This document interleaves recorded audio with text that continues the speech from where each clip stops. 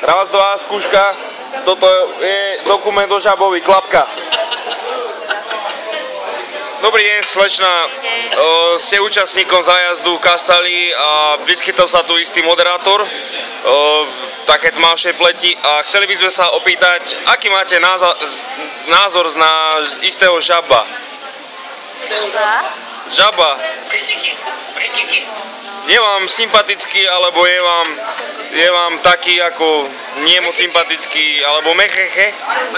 Mecheche s ním nebude. Mecheche s ním nebude. Dobre, ďalej sa opýtame ďalšieho účastníka zájazdu.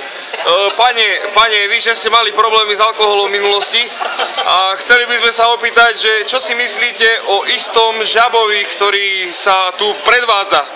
Žabo. Ďakujeme za názor, ako budeme to referovať. Samozrejme, spomenieme vás tiež v tomto dokumente, ktorý natáčame, aj s podporou bývalých alkoholikov. Dobrý večer, slečna. Vy, že ste pôsobili ako pornoherečka v tureckých nízkonákladových filmoch. A chceli by sme sa vás spýtať... vo vysokonákladovom. Vo vysokonákladovom jednom a 20 nízkonákladových. Vysokozvyšný vozík. Takže... A raz na bagri. Takže iba dve slova. Žabo a vy. Žabo je podľa mňa fenomén dnešnej doby a rozhodne tohto klubu a obdivujem na ňom to, že sa nebojí chytiť lopaty. Ďakujeme za názor. Prosím. Ale nehrala by som s ním v porne. Tak tomu tiež odkážeme.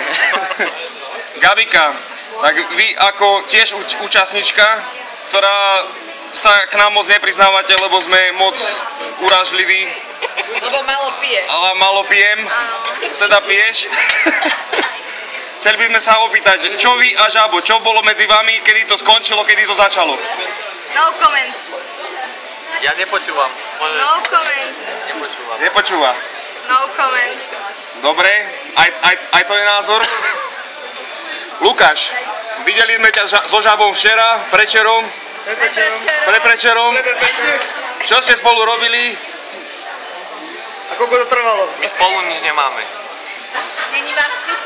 My spolu nič nemáme. Dobre. Berieme aj tento názor. Ďakujem. A Žabov najlepší kamarát.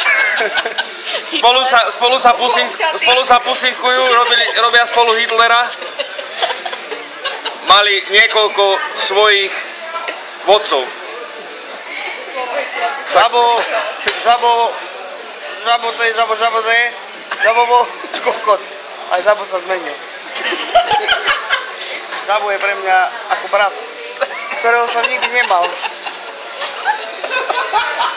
A toto som začal mať rád na tejto dovolenke.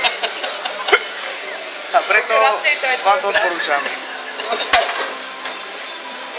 Dobre, takže Monika. A ešte som sa mal čo povedať. Nie, už nemôžeš.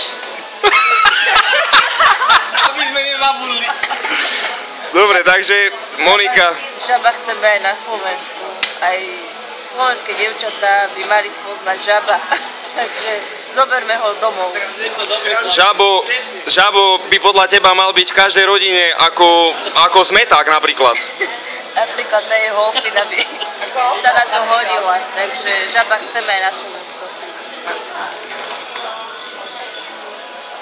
Posledný názor človeka, ktorý Žaba videl. Posledný, kto videl Žaba živého. Ja som videl Žaba a ja som ho nezabil. My sme dobre vychádzali. On akože vždycky nosil lopatu a ja som ho zahrabal.